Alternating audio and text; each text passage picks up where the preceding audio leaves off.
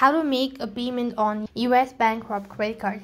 Hey guys, welcome back to another episode. In this video, I'm going to show you the ways to make a US bank credit card payment.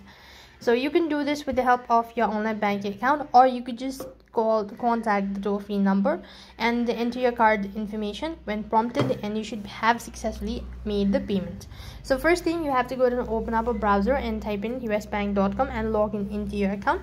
You could also use an application, and you could just go ahead and select the method of payment, enter the exact amount, and then enter the recipient details, all that, and you'll have successfully made a payment through your applications. And next, what you have to do is, as mentioned earlier, you could contact the toll-free number, or you could just contact the customer service team, let them know about the query, and they'll instruct you accordingly. So follow the prompt and you'll have successfully made the payment.